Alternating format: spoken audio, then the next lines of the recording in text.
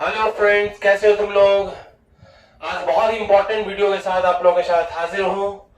आज का टॉपिक हमारा कुछ और नहीं, जिसका इंतजार आप लोगों को बहुत देर से था, और वो है आईआईटी एडवांस 2022। इस साल बहुत ही इंपॉर्टेंट क्वेश्चन सब, कुछ आसान भी, कुछ कैलकुलेशंस बेस्ड क्वेश्चन सब आया है। आइए आज आप हम लोग देखते हैं और आप लोग टैली कीजिए कि कितना क्वेश्चंस आप लोगों का सही हुआ, कहां कहां आपने मिस किया। अगर आप 11th में हैं तो आप ये देखिए कि आपकी जो तैयारी है वो कैसी चल रही है, क्या आप इस क्वेश्चंस को बना पाते हैं या नहीं, या फिर इस क्वेश्चंस को समझ पाते हैं या नहीं। तो आइए देखते हैं फर्स्ट प्रॉब्लम हमारा क्या है। और प्रॉब्लम को सॉल्व करने से पहले मैं आप सभी लोगों को बता दूं कि ये प्रॉब्लम जो हमारे पास आया है वो मेमोरी बेस्ड है। कुछ बच्चों को ने जो एग्जाम दिया है वो कुछ मेमोरी बेस्ड पर हमें हमारे पास क्वेश्चंस आया है। तो क्वेश्चंस में कुछ एरर भी हो सकता है, डेटा से रिलेटेड कुछ एरर हो सकता है। तो आइए देखते हैं। फर्स्ट क्वेश्चंस कहता है the greatest integer less than और इक्वल टू इंटीग्रल 1 से 2 log x cube plus 1 to the base 2 dx plus integral 1 to log 9 to the base 2 to the power x minus 1 whole की power 1/3 dx is fill in the blanks। ये definite integration का एक बहुत ही अच्छा property है और उसी पर बेस्ड ये क्वेश्चंस पूछा है। तो आइए वो प्रॉपर्टी क्या कहता है, उस प्रॉपर्टी को हम लोग देखते हैं। प्रॉपर्टी ये कहता है कि integral a to b fx dx plus integral f inverse x dx, ठीक है।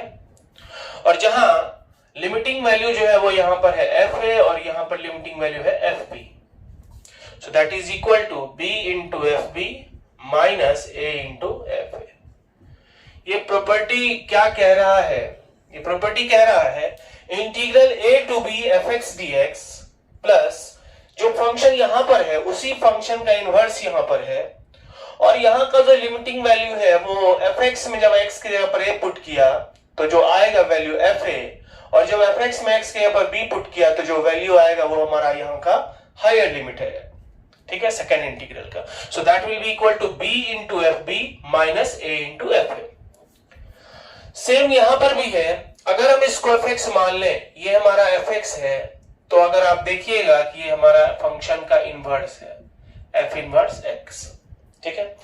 ये अगर फंक्शन fx है तो ये उस फंक्शन का क्या है, इनवर्स है। और फिर अगर हम इस फंक्शन में x के पर 1 पुट करेंगे तो 1 cube 1 1 plus 1 2 log 2 to the base 2, value कितना 1। और अगर इसमें 2 पुट करते हैं तो 2 की क्यूब कितना 8 8 प्लस 1 कितना 9, so log 9 to the base 2, ठीक है। तो इसका वैल्यू क्या होगा? So that will be equal to 2 into log 9 to the base 2 minus 1 into 1 that is equal to 1, ठीक है। अब इसका वैल्यू कितना होगा? 2 into log 9 to the base 2 का वैल्यू कितना होगा? तो 9 को हम लोग क्या लिख सकते हैं? अगर ये 8 होता तो इसका वैल्यू कितना होता? 3। अगर ये 8 होता तो इसका वैल्यू 3 होता। तो 3 से ये थोड़ा सा ज्यादा होगा, तो 3 से थोड़ा सा ज्यादा इंटू 2 6 से ये थोड़ा सा ज्यादा होगा, 6 से ये थोड़ा सा ज्यादा होगा, ठीक है। और 6 से थोड़ा ज्यादा में से 1 अगर हम घटा रहे हैं तो इसका वैल्यू 5 पॉइंट समथिंग होगा, 5 पॉइंट समथिंग इसका वैल्यू होगा, है कि नहीं। क्योंकि अगर ये 8 होता, क्योंकि log का बेस 1 से बड़ा है तो फंक्शन कैसा होगा, स्ट्रिक्टली इंक्रीजिंग, और 8 पर इसका वैल्यू कितना देता 3, तो 9 है 8 से बड़ा, तो इसका वैल्यू 3 से थोड़ा सा ज्यादा देगा, तो पीछे में 2 से मल्टीप्लाई है तो इस फंक्शन का इसका जो वैल्यू होगा वो 6 से थोड़ा सा बड़ा होगा, और 6 से थोड़ा बड़ा माइनस 1 दैट इज 5 से थोड़ा सा बड़ा, तो ये होगा 5 पॉइंट समथिंग। लेकिन क्वेश्चन क्या पूछ रहा था? The greatest integer less than और इक्वल टू, इसका ग्रेटेस्ट इंटीजर का वैल्यू पूछना था। तो इसके ग्रेटेस्ट इंटीजर का वैल्यू क्या होगा? जब इसमें ग्रेटेस्ट इंटीजर लगाएंगे, जब इसका वैल्यू 5 पॉइंट समथिंग आया तो इसके ग्रेटेस्ट इंटीजर का वैल्यू कितना हो जाएगा? 5। सबको पता है 5 पॉइंट समथिंग का ग्रेटेस्ट इंटीजर कितना होता है? 5 होता है, ठीक है। उम्मीद है समझ में आ गया होगा। एक बार फिर से, जब कोई फंक्शन दो इंटीग्रल का सम है डेफिनेट इंटीग्रल का, जहां एक का लिमिट है a to B fx function fx, दूसरे इंटीग्रल का जो इंटीग्रांड है वो उसी फंक्शन का इनवर्स है, और जो हमारा लिमिटिंग वैल्यू है वो यहाँ a पुट किया तो fa, फंक्शन में पुट किया b तो fb, तो इस केस में इसका जो वैल्यू होता है वो b into F B minus A into F A, और उसी पर बेस्ड हमारा ये प्रॉब्लम भी था। ये हमारा फंक्शंस, ये उसी फंक्शंस का इनवर्स, और इस तरह से हो गया 2 इंटू इतना माइनस 1 इंटू इतना दैट इज इतना, और इसका value 3 point something into 6 point something minus 1 that is 5 point something. लेकिन क्वेश्चन पूछ रहा था इसके ग्रेटेस्ट इंटीजर का वैल्यू क्या होगा, तो आंसर कितना होगा 5। उम्मीद करता हूं कि आपको समझ में आया होगा। आइए नेक्स्ट प्रॉब्लम देखते हैं। आइए देखते हैं दूसरा प्रॉब्लम। कॉम्प्लेक्स नंबर का बहुत ही अच्छा सवाल है और बहुत ही आसानी सवाल इसको कहा जा सकता है। इस टाइप का क्वेश्चंस बच्चे बहुत सारे बनाते हैं, प्योरली रियल, प्योरली इमेजिनरी के बेस पर। प्योरली रियल है तो इमेजिनरी पार्ट 0 होगा, प्योरली इमेजिनरी तो रियल पार्ट 0 होता है, उसी पर बेस्ड ये क्वेश्चंस आया है। For a non zero complex number Z एक नॉन जीरो कॉम्प्लेक्स नंबर है, और ये जो है कॉम्प्लेक्स नंबर वो प्योरली रियल है। ये एक कॉम्प्लेक्स नंबर है जो कैसा है, प्योरली रियल है, मींस इसका इमेजिनरी पार्ट क्या होगा 0। तो कह रहा है मॉड जेड स्क्वायर का वैल्यू क्या होगा। ठीक है, सो गिवन हमारे पास जो कॉम्प्लेक्स नंबर वो ये है 2 plus 3z plus 4z square upon 2 minus 3z plus 4z square. अगर हम यहां पर z के जगह पर x प्लस आई वाई रखें, जो कि नॉर्मल प्रोसेस चलता है कॉम्प्लेक्स नंबर में, तो फिर बहुत ज्यादा कैलकुलेशन हो जाएगा। ठीक है, तो उस कैलकुलेशन से बचने के लिए, क्योंकि नीचे में भी 2 माइनस 3z 4z स्क्वायर ऊपर में भी है नीचे में भी है, तो हम न्यूमरेटर को पहले लिखना चाहेंगे 2 minus 3z plus 4z square, और प्लस कितना 6z अपॉन में 2 minus 3z plus 4z square. कितना लिख सकते हैं। अब इतना सेम चीज न्यूमरेटर में भी सेम टर्म आ चुका है, तो इतना बाय इतना हो गया 1 plus 6z upon 2 minus 3z plus 4z square. और चूंकि प्योरली रियल है तो इमेजिनरी पार्ट हमें चाहिए इसका। इस कॉम्प्लेक्स नंबर का क्या चाहिए, इमेजिनरी पार्ट चाहिए।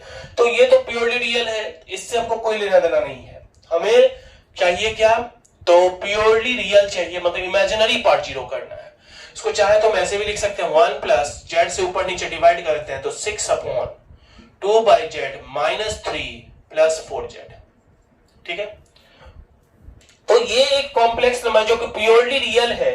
अभी प्योरली रियल मतलब इमेजिनरी पार्ट 0, इमेजिनरी तो ये तो रियल ही है, ये भी रियल है, तो यही कॉम्प्लेक्स नंबर होगा। और इसका इमेजिनरी पार्ट, तो इमेजिनरी पार्ट हमारा कितना आ गया 2 by Z minus plus 4z, यही हमारा इमेजिनरी। इसी से जो इमेजिनरी पार्ट आएगा वही आएगा, है कि नहीं, इससे जो इमेजिनरी पार्ट आएगा वही आएगा। तो फिर कितना हो जाएगा 2 बाई जेड, इसमें हम पुट कर देते हैं, सो 2 by Z plus minus 3 plus 4z plus 4z,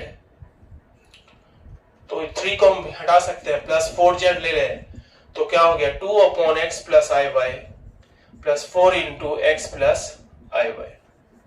ठीक है, और ये फिर क्या हो गया, तो जब कॉन्जुगेट से मल्टीप्लाई डिवाइड करेंगे 2 into x minus i y upon x square plus Y square plus 4 times x plus i Y.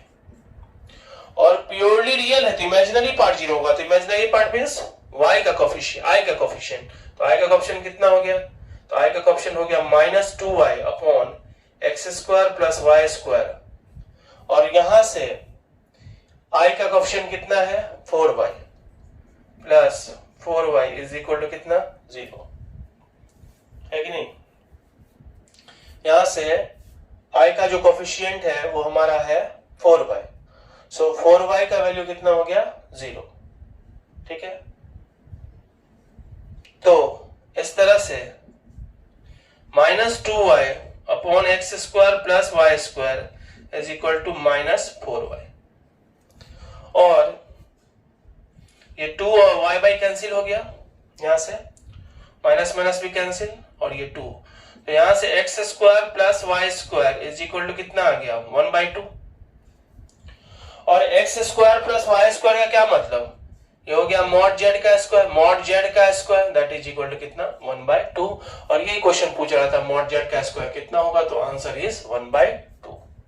तो बहुत ही आसान इस तरह का जनरली क्वेश्चन 11th और 12th में बच्चे बनाते हैं कि प्योरली रियल है तो इमेजिनरी पार्ट 0 होगा, कभी क्वेश्चन पूछता है प्योरली इमेजिनरी है तो रियल पार्ट 0 होगा, और हमेशा हम लोग इसको x प्लस आई वाई के फॉर्म में कन्वर्ट करते हैं। यहाँ पर थोड़ा सा कैलकुलेशन से बचने के लिए हमने इसे z से यहाँ पर डिवाइड कर दिया, और यहाँ पर हमने न्यूमरेटर को लिखा डिनोमिनेटर के टर्म्स में। क्लियर है, नोट कीजिए। ये बहुत ही अच्छा थर्ड क्वेश्चन आप लोगों के सामने है। ये ट्रिग्नोमेट्री से क्वेश्चंस पूछा गया है, और ये भी बहुत ही आसान थोड़ा, लेकिन इसमें कैलकुलेशंस है, थोड़ा सा कैलकुलेशंस है। तो जेईई एडवांस का क्वेश्चंस है, किसी बच्चों का खेल तो है नहीं, तो थोड़ा सा तो कुछ डिफिकल्टी होगी ही।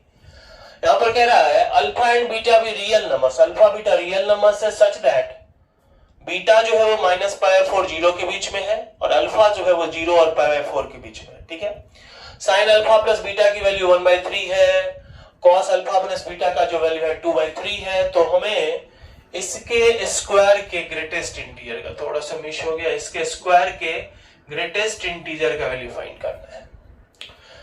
वैसे ये बस एक पार्ट एडवांस में बस यही चीज को खाली एक्स्ट्रा किया गया। ऐसा क्वेश्चंस तो हम लोग 11th क्लास में करते हैं कि साइन अल्फा प्लस बीटा 1/3 है, कॉस अल्फा माइनस बीटा ये है कि नहीं। तो यहां से साइन 2 अल्फा क्या होगा, कॉस 2 अल्फा, ये डायरेक्टली क्वेश्चंस हम लोग 11th में बनाते हैं। ऐसा डेटा हमारे पास दिया रहता है, और हम लोग अगर साइन 2 अल्फा लिखना चाहें तो क्या लिख सकते हैं, sine alpha plus beta plus alpha minus beta, है कि नहीं। या साइन 2 अल्फा अगर हमें लिखना होता है तो हम डायरेक्टली ये लिखते हैं, या साइन 2 बीटा अगर हमें लिखना होता है तो sine alpha plus beta minus alpha minus beta. तो इस तरह से साइन 2 बीटा का भी वैल्यू हम लोग लिख सकते हैं। तो ये कैलकुलेशंस हम ऑलरेडी 11th क्लास में करते हैं, है ना। थोड़ा सा यहाँ कैलकुलेशंस को बढ़ा दिया गया, कॉन्सेप्ट लेकिन वही है। फाइनली हमें इसी का यूज होगा, कॉन्सेप्ट वही कह रहा है, थोड़ा सा ग्रेटेस्ट इंटीजर फंक्शंस को इसमें ऐड कर दिया गया है। ठीक है, और इस बार बहुत सारे ऐसे क्वेश्चंस पूछे गए हैं जिसमें लास्ट में कैलकुलेशंस होने के बाद लास्ट में ग्रेटेस्ट इंटीजर को ऐड किया गया है ना। तो क्या कह रहा है, दो डेटा तो अपने पास दिया हुआ ही है, इसमें कोई दिक्कत नहीं है। यहां से अगर हम लोग आए तो इसको और इसको अगर हम लोग देखते हैं, पहले इस डेटा को अगर हम लोग देखें तो ये कितना हो जाएगा, sine alpha sign beta into cos beta. तो ऊपर में क्या हो जाएगा, sign alpha into sine beta plus cos alpha into cos beta upon sine beta into cos beta, sign beta into cos beta. ये तो एक है, प्लस यहां से अगर करें तो फिर से sine alpha into cos alpha, sine alpha into cos alpha. तो फिर ऊपर में क्या हो गया, sine alpha into sine beta अब plus cos alpha into cos beta. और इस पूरे के स्क्वायर का वैल्यू हम लोग पहले निकालना चाहते हैं। ठीक है, और फिर उसका ग्रेटेस्ट इंटीजर लगा देंगे। तो sine alpha into sine beta, sine A into sine B plus cos A into cos B. तो ये ऊपर में क्या हो गया, cos alpha minus beta upon, यहां से अगर हम 2 से मल्टीप्लाई करें, 2 से मल्टीप्लाई डिवाइड अगर कर दें तो नीचे में हो गया 2 sign beta into cos beta that is sine 2 beta. ठीक है, यहां देखिए साइन 2 बीटा निकाल सकते हैं हम लोग, और हम लोग निकालते हैं 11 प्लस फिर यहां पर sign alpha into sine beta plus cos alpha into cos beta. तो फिर से हो गया कितना, कॉस अल्फा माइनस बीटा, है ना, cos alpha sign beta into sine alpha plus cos alpha into cos beta. यहां भी sign alpha into sine beta plus cos alpha into cos beta upon 2 से यहां भी हम लोग मल्टीप्लाई कर दें तो यहां भी हो जाएगा साइन 2 अल्फा। ठीक है, और इस पूरे का क्या, होल स्क्वायर। तो अब हम लोग क्या देख रहे हैं कि 2 cos अल्फा माइनस बीटा तो है ही, 2 cos अल्फा माइनस बीटा तो दोनों में ही है ना। 2 cos अल्फा माइनस बीटा तो दोनों में ही है, और cos अल्फा माइनस बीटा का वैल्यू हमारे पास पहले से दे रखा है। तो 2 cos अल्फा माइनस बीटा का वैल्यू हमारे पास है, तो 2 cos alpha minus beta common ले लेते हैं, 2 cos अल्फा माइनस बीटा, तो cos अल्फा माइनस बीटा का वैल्यू कितना है 2/3, दैट इज 4/3। अगर 4/3 कॉमन लेंगे तो ये कितना हो जाएगा 1/sin 2 beta plus 1/sin 2 alpha. ठीक है, इस पूरे का वैल्यू, और इस पूरे का क्या होल स्क्वायर। अब सवाल सिर्फ हो गया sin 2 बीटा का वैल्यू क्या होगा, sin 2 अल्फा का वैल्यू क्या होगा। तो sin 2 अल्फा बराबर क्या होगा, sin 2 अल्फा बराबर sin 2 अल्फा को हम लोग लिख सकते हैं sin alpha plus beta plus sin alpha minus beta. और अगर हमारा ये a है और ये b है तो sin a प्लस b के फॉर्मूला से हम इसको एक्सपेंड करके लिख सकते हैं। तो क्या हो जाएगा इसका वैल्यू, sin 2 अल्फा की वैल्यू क्या हो जाएगा sin a यानी sin अल्फा प्लस बीटा जो कि पता है, तो ये हो जाएगा sin alpha plus beta into cos alpha minus beta, sin a into cos b plus cos a into sin b, sin alpha minus beta, sin 2 alpha का वैल्यू। अब इसका वैल्यू हम लोग के पास पहले से पता है, sin अल्फा प्लस बीटा का वैल्यू पहले से दिया हुआ है कितना 1/3, तो ये हो गया 1/3 into cos alpha minus beta कितना है 2/3 plus cos alpha plus beta, cos alpha plus beta बराबर क्या हो जाएगा 1 minus cos square theta 1 minus sin square theta 1 minus 1/9, so 9 minus 1 8/9 और 8/9 का root that is 2√2/3 into sin alpha minus beta, sin alpha minus beta कितना हो जाएगा 1 minus 4/9, 1 minus 4/9 that is 5/9, 1 minus 4/9 that is 5/9 that is √5/3 और ये कितना हो जाएगा 2 प्लस 2√10 अपॉन कितना 3। तो इस तरह यहां से जैसे अगर हमको sin 2 अल्फा का वैल्यू निकल गया और फिर sin 2 अल्फा निकल गया, वैसे ही यहां से sin 2 बीटा का हमें निकालना हो तो sin ये हो गया sin a माइनस कितना b और sin a माइनस b का वैल्यू क्या होता है फॉर्मूला, तो sin a into cos b minus cos a into कितना sin b, और यहां से हम sin 2 बीटा का वैल्यू निकाल सकते हैं। तो sin 2 अल्फा निकल गया, sin 2 बीटा यहां से निकल गया, sin 2 अल्फा यहां से निकल गया। और ये कैलकुलेशंस हम पहले भी बोल रहे हैं, बार बार इस बात पर हम जोर दे रहे हैं कि इस यहां तक हम लोग तो ऑलरेडी करते ही 11th क्लास में। अब जब sin 2 अल्फा sin 2 बीटा निकल गया तो फिर ये पूरा एक्सप्रेशन फाइंड आउट हो गया है कि नहीं। अभी पूरा एक्सप्रेशन फाइंड आउट हो गया तो उसके स्क्वायर का वैल्यू निकल जाएगा, और जैसे ही उसका स्क्वायर निकल जाएगा तो हमें निकालना है सिर्फ ग्रेटेस्ट इंटीजर, तो ग्रेटेस्ट इंटीजर का वैल्यू हम निकाल सकते हैं। उम्मीद करते हैं आप लोगों को समझ में आया होगा, है ना। चलिए अगला क्वेश्चन आइए देखते हैं। एक बहुत ही अच्छा सा प्यारा सा सवाल है लॉगरिथमिक इक्वेशन से, लॉग और इक्वेशन से रिलेटेड ये बहुत ही अच्छा सवाल पूछा है। Find the product of all the real roots of x satisfying the equation इतना। तो कह रहा है कि product of all real roots हमें फाइंड करना है सैटिस्फाइंग द इक्वेशन, इस इक्वेशन को जो सैटिस्फाई करेगा। तो इस इक्वेशन को रिजॉल्व करने के लिए आप देख सकते हैं बार बार log x to the base 5 का यूज यहां पर हो रहा है, तो हम लोग इसको कुछ सब्स्टिट्यूट कर देते हैं। तो मान लेते हैं late log x to the base 5 is equal to मान लिया y, है ना। तो अब ये कितना हो गया x की power 16 y cube, 16y cube minus 68y that is equal to 5 की पावर माइनस 16, है ना। अब अगर इसको हम फिर से अगर हम log ले लें, अगर हम log ले लेते हैं with base 5, log with base 5 अगर ले लें, log विथ बेस 5 तो ये कितना हो जाएगा माइनस 16 आ जाएगा, और ये क्या बन गया, ये बन गया 16, ये पावर पीछे आ जाएगा तो ये हो जाएगा 16y cube minus 68y into log x to the base 5 is equal to, ये माइनस 16 पीछे तो minus 16 log 5 to the base 5 तो 1 हो गया दैट इज माइनस 16।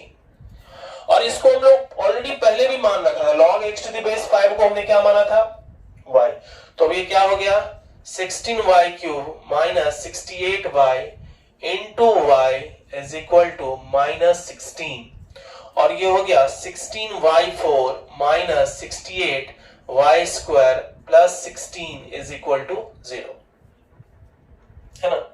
अब यहां से इस बाई क्वाड्रेटिक इक्वेशन को सॉल्व करना है तो मान लेते हैं let y² is equal to t, y² को t मान लेते हैं तो कितना हो जाएगा 16t² माइनस 68t और प्लस 16 इज इक्वल टू 0। ये हमारा आ गया।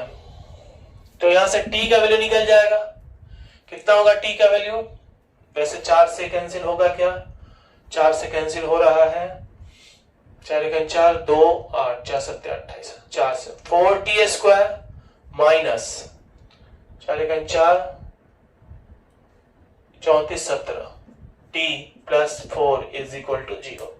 तो t का वैल्यू कितना आ गया minus b 17 plus minus b², या हम ऐसे भी लिख सकते हैं 4t 16 4t² माइनस 16t minus t plus 4 is equal to 0। और ये 4t कॉमन लेंगे तो t minus 1 3 minus 4 minus common तो t minus 4 equal to 0। So 4t t minus 4 common ले लेते हैं into 4t minus 1 is equal to 0। t minus 4 common ले तो t का वैल्यू क्या सब आ गया, तो t का वैल्यू आया 4 एंड 1/4, यहां से 1/4 यहां से 4। तो t का वैल्यू का क्या मतलब y², तो y² की वैल्यू कितना 4 एक केस और दूसरा y² का वैल्यू 1/4, तो y इज इक्वल टू हो गया प्लस माइनस 2, यहां से y बराबर हो गया प्लस माइनस 1/2, y का दो वैल्यू आ गया। और y हमने किसको माना था log x to the base 5 को, so log x to the base 5 is equal to 2 एक केस, और दूसरा case log x to the base 5 is equal to -2। तो यहां से x बराबर कितना हो जाएगा 5 की पावर 2 दैट इज 25, और यहां से x is equal to 5 to the power -2 that is 1/5 का पावर 2 25। फिर y² y का वैल्यू 1/2 जब होगा तो क्या होगा log x to the base 5 बराबर 1/2, log x to the base 5 बराबर 1/2। तो x का वैल्यू यहां से आ गया 5 का पावर 1/2, और फिर दूसरा log x to the base 5 is equal to -1/2, तो x का वैल्यू 5 का पावर -1/2 that is 1/5 का पावर 2 that is 1/√5 1/√5, और ये हमारा आया √5। तो हमें क्या निकालना था product of all real roots, है ना, product of all real roots आया। तो यहां से y का वैल्यू 2 और -2 हमने रखा, और y का मतलब t का वैल्यू तो ऑलरेडी दोनों पॉजिटिव में आ रहा, तो t तो हो ही सकता है, तो इसमें कोई दिक्कत नहीं है। लेकिन x जो है वो 0 से बड़ा होना चाहिए, तो ऑलरेडी 0 से बड़ा है, तो प्रोडक्ट ऑफ रूट्स कितना हो गया, product of roots is equal to 25 into 1/25 1, √5 into 1/5 1 that is equal to 1। तो प्रोडक्ट ऑफ रूट्स हमारा कितना आ गया 1 आ गया। बहुत ही अच्छा क्वेश्चंस था जिसमें कि क्वाड्रेटिक इक्वेशंस था, थोड़ा सा क्वाड्रेटिक फंक्शंस था, इक्वेशंस के टर्म्स में जिसको इन्वॉल्व किया था, और साथ ही एक यहाँ पे थोड़ा सा एक कॉन्सेप्ट आ रहा था, ये इंपॉर्टेंट कॉन्सेप्ट था क्योंकि यहाँ पर जाने के बाद ये सॉल्व थोड़ा सा डिफिकल्टीज हो रहा था, तो ये ध्यान रखना था कि log x to the base 5 को अपने y माना, तो यहाँ इंपॉर्टेंट था ये हमारा स्टेप कि अगर हम फिर से y log लेंगे v5 बेस पर तो ही ये पीछे आएगा, तभी जाके ये प्रॉब्लम हमारा सॉल्व हो पाएगा। ठीक है, चलिए फिर अगले क्वेश्चंस को देखते हैं। नेक्स्ट प्रॉब्लम है fx इक्वल टू दिया हुआ है sin πx/2l और gx फंक्शन हमको दिया हुआ है ऐसा, हमें निकालना है limit x tends to alpha plus f of gx। तो इस सवाल में दो चीज का कॉन्सेप्ट यूज है, एक तो लिमिट है और दूसरा जो सवाल है, दूसरा जो टॉपिक है वो है कंपोजिशन फंक्शन। अब यहां पर इंपॉर्टेंट बात यह है कि अगर हम f ऑफ gx पहले निकालते हैं और तब जाके लिमिट अगर पुट करेंगे तो थोड़ा सा कैलकुलेशंस ज्यादा डिफिकल्ट हो जाएगा। तो पहले हम लोग क्या निकालेंगे, gx का लिमिटिंग वैल्यू x बराबर अल्फा पे निकालेंगे और फिर fx में पुट कर देंगे, तो थोड़ा सा आसान हो जाएगा। तो आइए पहले निकालते हैं हम limit x tends to alpha plus gx that is equal to limit x tends to alpha plus, और gx का वैल्यू दिया हुआ है कितना, 2 log base e root x minus root alpha by log e to the power root x minus e to the power root alpha to the base e। Alpha plus है तो ये 0 से थोड़ा सा ज्यादा होगा, लेकिन ये 0 के लगभग होगा, परंतु पॉजिटिव होगा। अल्फा प्लस इसलिए दिया था क्योंकि अगर ये अल्फा देता तो फिर क्या हो जाता, log 0 जो कि अनडिफाइंड हो जाता। तो 0 प्लस log का वैल्यू e बेस पर minus infinity bye minus infinity का फॉर्म है, दैट इज इंडिटरमिनेट फॉर्म है। तो यहां पर हम लोग क्या कर सकते हैं, एल ऑपरेटर्स लगा लेते हैं। तो log x का 1 by x, x means root x into root alpha, root x minus root alpha into root x का कितना 1 बाय 2 रूट एक्स, ठीक है। और फिर इसका, तो इसका हो गया log x का 1 बाय एक्स, एक्स इंटू फिर इसका e to the power root x का e to the power root x into root x का 1 बाय 2 रूट एक्स, ये दोनों कैंसिल हो गया। तो इसको क्या लिखेंगे हम लोग, this is equal to limit x tends to alpha 2 by root x minus root alpha into ये ऊपर चला जाएगा into e to the power root x minus e to the power root alpha upon e to the power root x, ठीक है। और ये बराबर कितना हो गया, limit x tends to alpha 2 upon root x minus root alpha into इतना से डिवाइड करेंगे तो 1 minus e to the power root alpha minus root x, ठीक है। और अगर हम इसमें से एक माइनस कॉमन ले लें तो क्या हो जाएगा, limit x tends to alpha, एक माइनस यहां से कॉमन लेंगे तो माइनस, ये 2 तो पहले से है ही, माइनस 2 इंटू ये पहले लिखा आएगा तो e to the power root alpha minus root x minus 1, ठीक है, 2 चूंकि पहले से था, अपॉन यहां से भी एक कॉमन ले लेते हैं माइनस, तो क्या हो जाएगा root alpha minus root x, ठीक है, माइनस कॉमन ले लिया तो ये माइनस और ये माइनस कैंसिल हो गया। अब हमने पढ़ा e to the power something minus 1 upon same something that is equal to 1, तो इसका वैल्यू कितना हो जाएगा, ये 1 हो गया, e to the power something minus 1 upon same something that is equal to 1, तो ये वैल्यू हो गया दैट इज कितना 2। तो हमारा limit x tends to alpha plus gx का वैल्यू 2 आया है।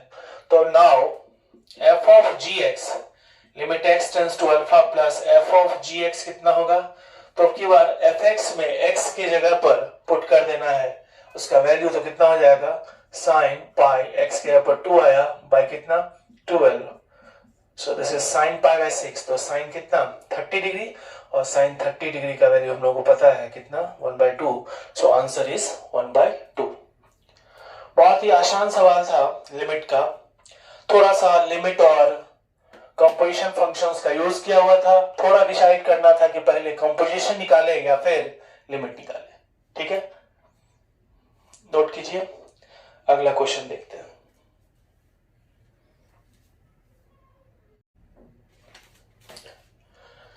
अगला प्रॉब्लम है limit x tends to 0 e to the power x cube minus 1 minus x cube whole to the power 1/3 plus so on. तो ये भी हमारा 1 है, ये भी 1 है, 0 हो गया, ये भी 0 बाई ये भी 0, तो 0/0 फॉर्म है और इस लिमिट का वैल्यू फाइंड करना है। आई थिंक बीटा का वैल्यू इसे बराबर है तो 5 बीटा ऐसे कुछ पूछ रहा है, तो अगर ये लिमिट निकल गया मतलब इस प्रॉब्लम सॉल्व हो गया।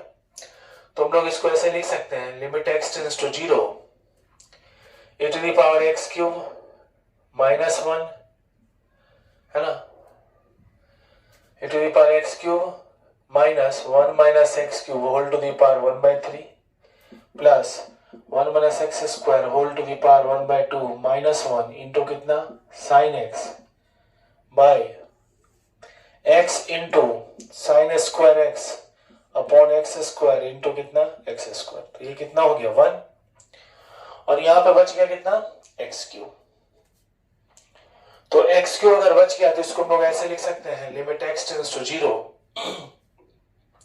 यहां पर इसको लिख सकते हैं to the power x cube minus 1 plus 1 minus x cube whole to the power 1/3 plus 1 minus x square whole to the power 1/2 minus 1 into sine x, और हर एक टर्म में हम एक्स क्यूब से क्या करेंगे डिवाइड कर देंगे एक्स क्यूब से, ठीक है।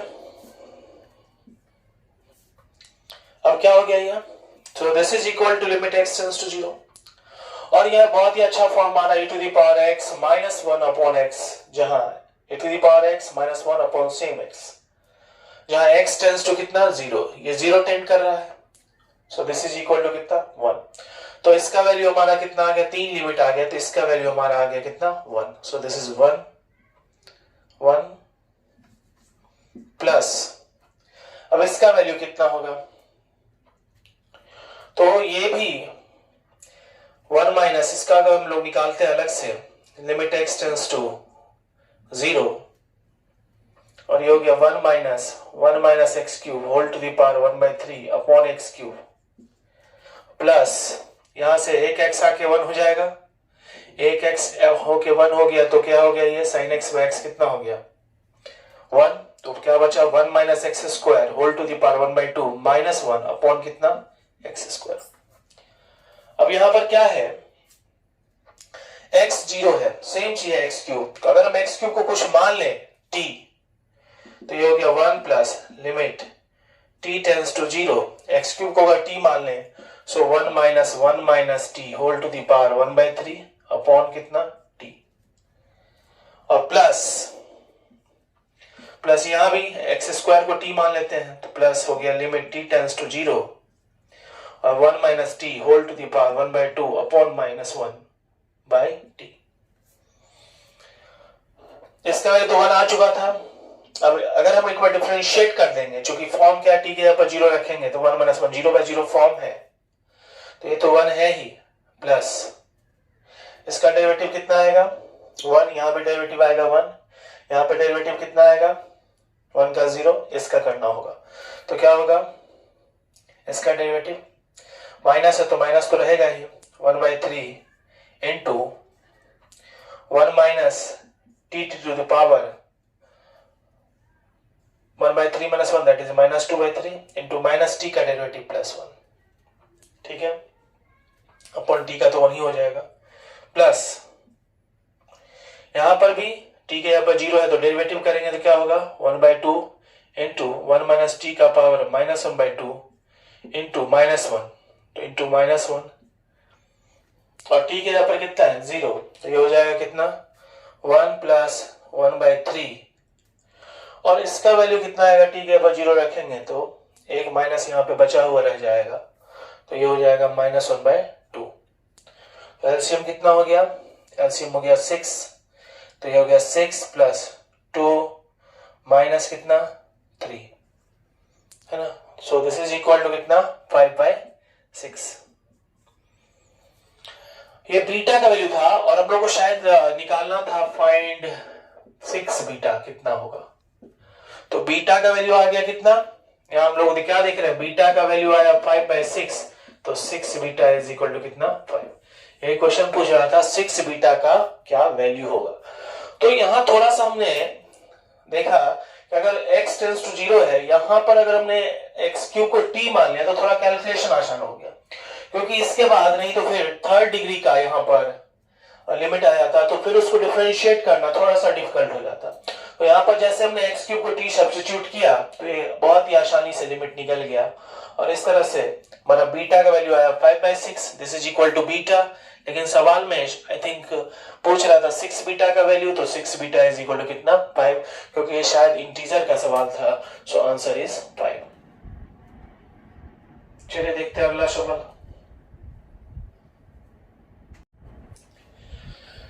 अगला प्रॉब्लम है ज्योमेट्री से, कोऑर्डिनेट ज्योमेट्री का बहुत ही अच्छा सवाल है। Let ABC be the triangle with AB is equal to 1. BAC दिया हुआ एंगल BAC पाई बाय 2 है।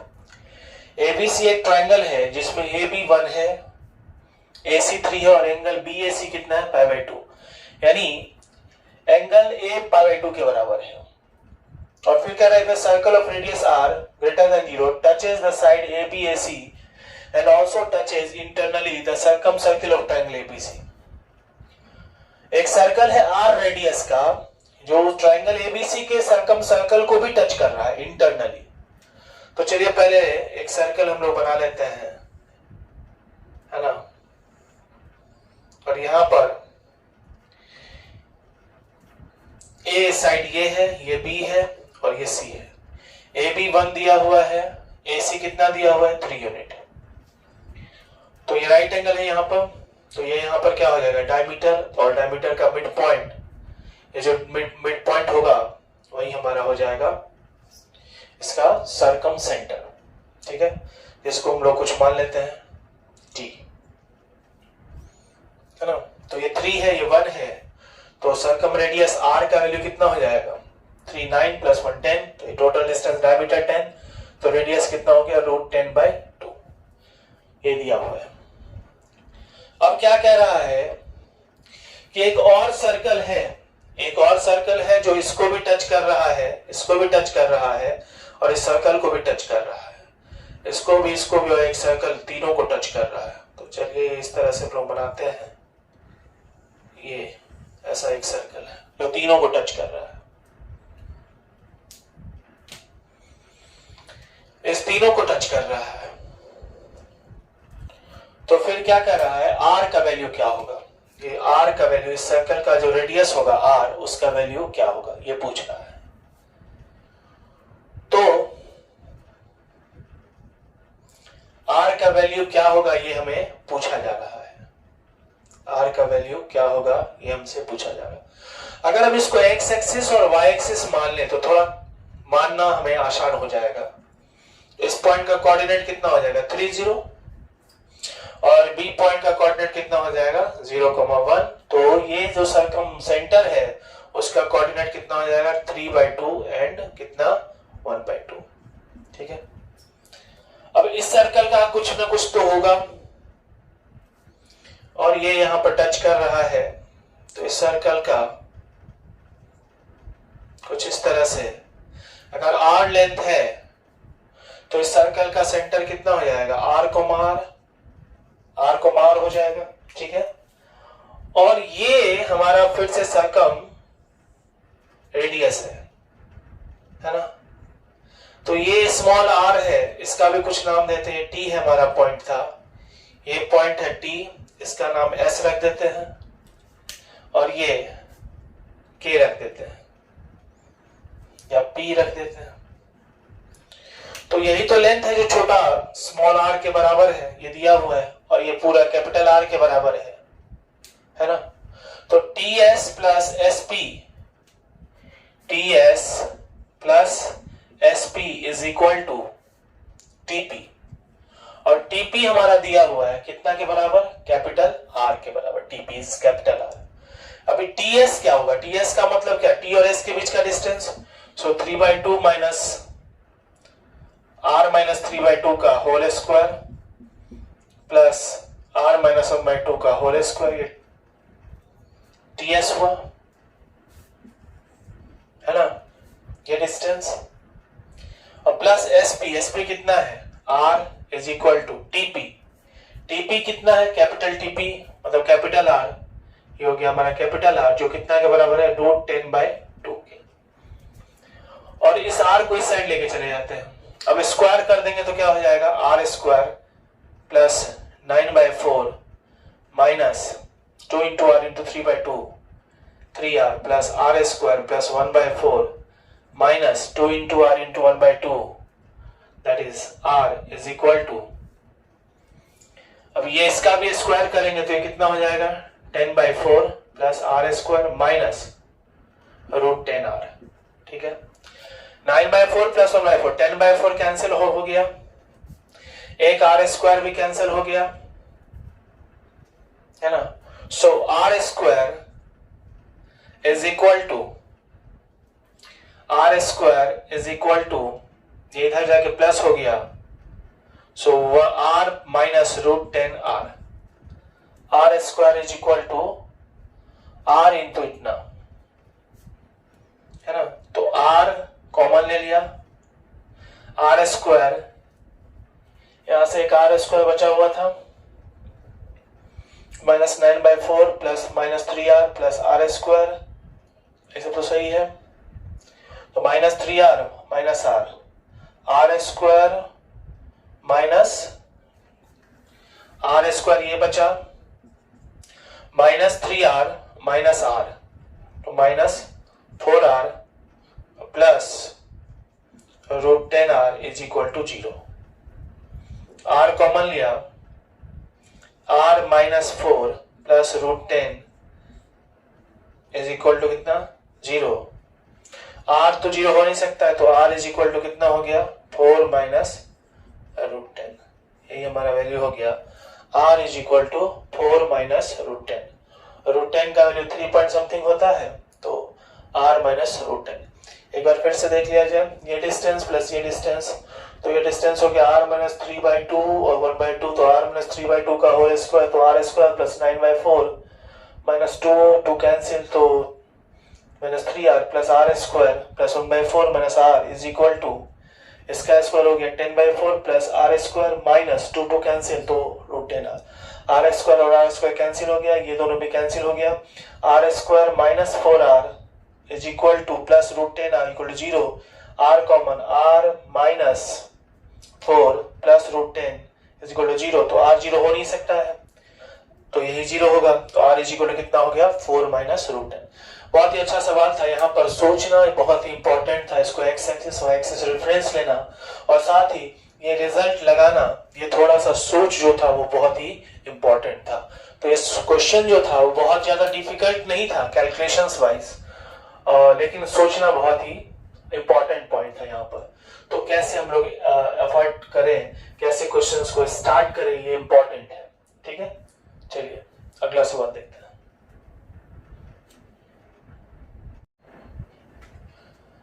नेक्स्ट प्रॉब्लम है सीरीज का, बहुत ही अच्छा सवाल, summation of series using different integration, जिसका कि सवाल है, एक मिनट थोड़ा मैं चश्मा लगा लूं। तो यहां पर n है और ऐसा ऐसा n टर्म्स दिया हुआ है, ठीक है।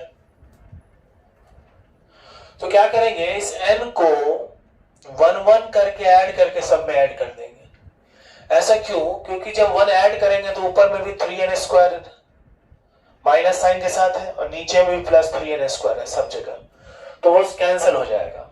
ठीक है, तो फिर से एक बार हम लोग लिख लेते हैं, fn is equal to 1 plus 16 plus 5n minus 3n square upon 4n plus 3n square, ये पहला term, plus 1 plus 32 plus n minus 3n square upon 8n plus 3n square, plus तीसरा term 1 plus 48 minus 3n minus 3n square upon 12n plus 3n square and plus so on 1 plus 25n minus 7n square upon 7n square. ठीक है, अब इसका value कितना होने जा रहा है ये देखते हैं। तो ऊपर में आएगा 3n स्क्वायर और ये 3n स्क्वायर कैंसिल हो जाएगा, तो बचेगा कितना, 4n प्लस 3n स्क्वायर, ये तो कैंसिल हो गया है ना, तो बचा कितना, 3n स्क्वायर कैंसिल हो गया, तो 4n प्लस 5n कितना, 9n plus 16 upon 4n plus 3n square, plus अगला टर्म क्या होगा, 3n स्क्वायर कैंसिल, तो कितना बचेगा, 8n plus n, 9n plus 32 by 8n plus 3n square, plus अगला टर्म क्या होगा, ये और ये 3n स्क्वायर कैंसिल हो जाएगा, तो 12 माइनस 3, तो 9n plus 48 upon 12n plus 3n square plus and so on, last में क्या बचेगा, 25n अपॉन 7n स्क्वायर। ठीक है, तो अब इसको हम लोग किस तरह से लिख रहे हैं,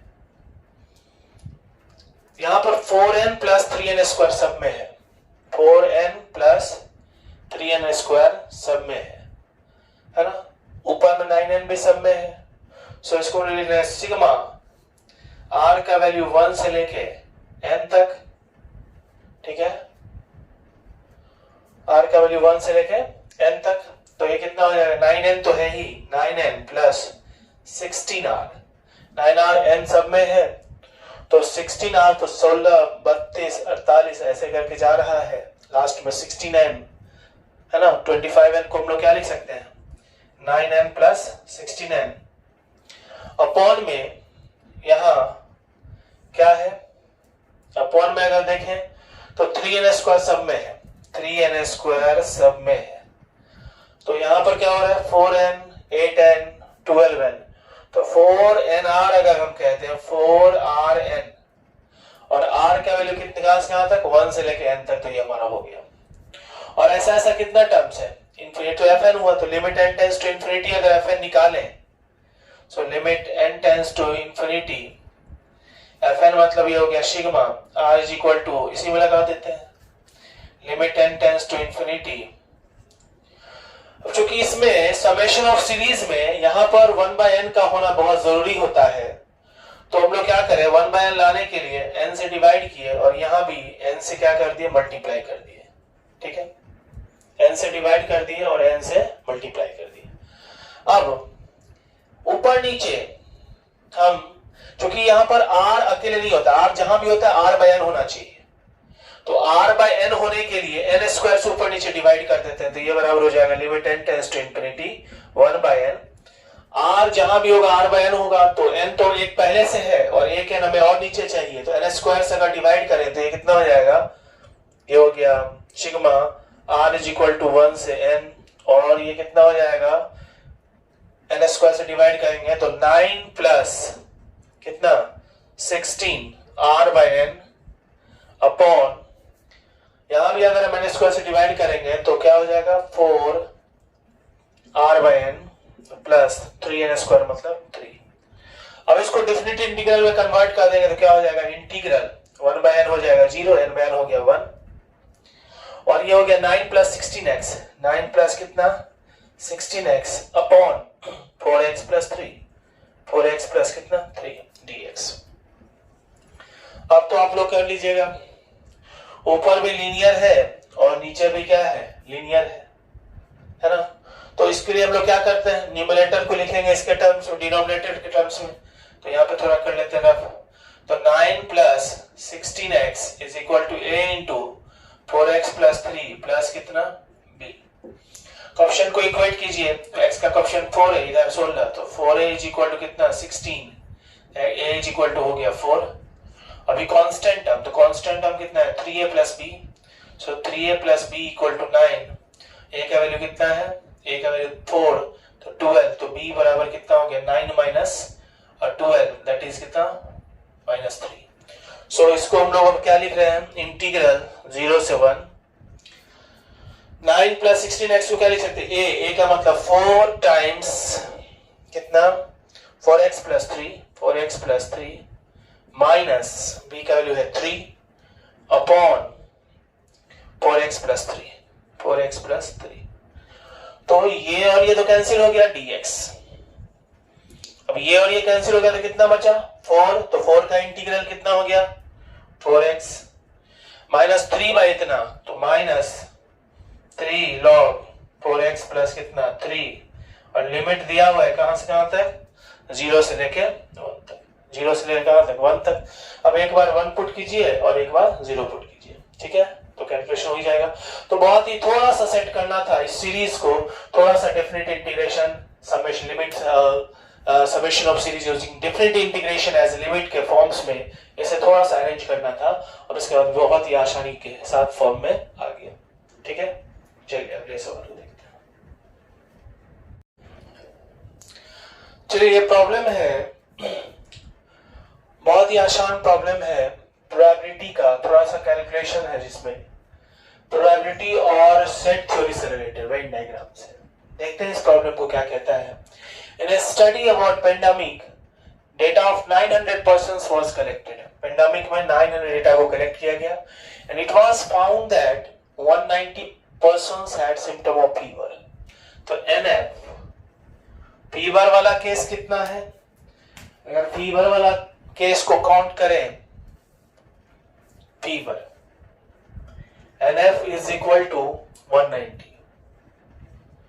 220 जो है वो कफ से है, NC 220 जो है ब्रीदिंग, NB 220. अब क्या कह रहा है? 30 जो है वो तीनों है, 30 तीनों, NC intersection F intersection B is equal to 30. तो ये हो गया 1 2 3, ये भी हो गया. अब क्या कह रहा है? या तो कफ है या फीवर है या बोथ है, दोनों है. या तो कफ है या फीवर है या दोनों है. तो क्या हो गया? NC union F, NC union F दिया हुआ है कितना? 330. यहां पर क्या है? ब्रीथिंग और कफ है, NB यूनियन और बोथ F. ये कितना दिया हुआ है? 350. और फिर 340 दिया हुआ है फीवर और ब्रीदिंग, फीवर एंड ब्रीदिंग. तो यहां पे था 350 क्या था? ब्रीदिंग और कफ था. और यहां पर 340 दिया हुआ फीवर एंड ब्रीदिंग. ये दिया हुआ है कितना? 340. ठीक है. तो क्या पूछ रहा है? If a person is chosen randomly from these 900 persons, then the probability that the person has at most one symptom, अधिक से अधिक एक सिम्टम होगा, ये पूछ रहा है. तो पहले निकाल लेते हैं हम लोग. तो इसको वेन डायग्राम से बहुत ही आसानी से हम लोग कर सकते हैं. वेन डायग्राम से देखते हैं इसको.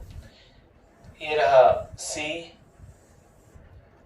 F C A F और ये रहा B, C F और ये हमारा B है. ठीक है. जिसमें से तीनों का जो कॉमन है वो तो दिया हुआ है कितना? 30. तो कॉमन का जो वैल्यू है वो तो हम लोग को आसानी से यहाँ पे दिखाई दे रहा है. ये हमारा 30 है, ये 30 दिया हुआ है. अब क्या करना होगा? C इंटरसेक्शन F निकालना पड़ेगा.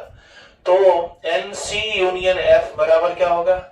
NC plus NF minus NC intersection F. तो यहां से इधर का इंटरसेक्शन लगाए तो इधर जाके यूनियन हो जाएगा माइनस में.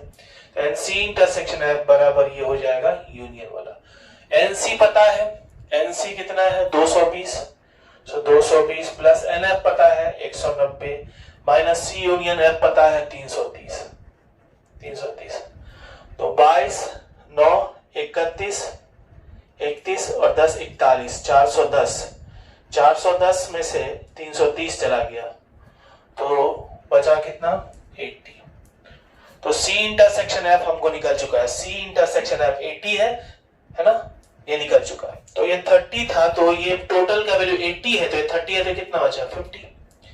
वैसे ही C इंटरसेक्शन B निकाल लेते हैं, NC इंटरसेक्शन B. तो ये क्या हो जाएगा? NC कितना है? NC हमारा है NC plus NB minus NC union B. NC पता है 220 प्लस NB पता है 220 माइनस NC यूनियन B पता है 350. ये हो गया 440 minus 350. 440 minus 350 that is 90. C और B का इंटरसेक्शन कितना? 90. तो 30, तो ये कितना बच गया? 60. ठीक है. फिर अब हमारा तीसरा ये F और B का निकालना है. F इंटरसेक्शन B बराबर NF plus NB minus NF union B. NF दिया हुआ है कितना? 190 प्लस NB कितना है? 220 माइनस F यूनियन B कितना है? 340. कितना हो गया? 200 एक 300 410 में से 340 तो 70 ये बच गया. तो ये 70 है हमारा, जिसमें 30 था, तो ये कितना हो गया? 40. ठीक है. अब फीवर वाला केस कितना था? 190। तो टोटल फीवर वाला केस 190 था, तो 5 4 9 3 12, तो बचा कितना 70। 220 था कफ वाला, तो 6 5 11, 6 5 11 थी 14 8, 220 था ब्रीदिंग वाला, 130 13 13 और 9, तो 90 हो गया। अब ये टोटल है जो 900 में है, तो कितना हुआ 900 में, ये जो या तो ब्रीदिंग हो या फीवर हो या कफ वाला। 7 5 12 8 20, 6 26 26 3 29 29 4 33 33 9 42, 420। तो बाहर में कितना बच गया 480, है कि नहीं। अब क्या कह रहा है प्रॉब्लम कि सारा चीज हम लोग निकाल लिए। अब कह रहा है कि if a person is chosen randomly, एक पर्सन को रैंडमली चूज किया जा रहा है from these 900 persons, then the probability that the person has at most one symptom, तो at most one symptom मतलब क्या, या तो अधिक से अधिक एक हो, या तो 0 वाला हो या अधिक से अधिक 1 वाला हो, तो ये और ये सब ऐड हो जाएगा। तो टोटल NS तो हमारा है 900 और NE कितना होगा, NE बराबर 80 प्लस 70 प्लस 90 प्लस 480, तो कितना हो जाएगा ये और ये, क्योंकि एटमोस्ट 1 मतलब या तो 0 वाला या फिर 1 वाला। तो ये कितना हो गया 9 7 16 16 8 16 और 8 24 24 यानी 240 और 400 440 240 और 400 200 400 600 और 720, तो दिस इज इक्वल टू 720। तो प्रायोरिटी कितना हो गया 720 बाई 900, तो 0 0 कैंसिल हो गया, 9 से 10 8, तो 8 by 10 that is 0.8, so probability is 0.8। बहुत ही आसान सा सवाल था। हाँ, थोड़ा सा इसमें वेन डायग्राम का अगर हम यूज कर लेते तो बहुत ही आसानी से सवाल पता चल गया कौन सा डेटा क्या है, किसका बेस्ड है। तो थोड़ा सा यूनियन इंटरसेक्शंस और प्रोबेबिलिटी तो कुछ है ही नहीं, हमको लगता है 11th के बच्चे भी बहुत ही आसानी से इस प्रॉब्लम को समझ सकते हैं। ठीक है, चलिए नेक्स्ट प्रॉब्लम।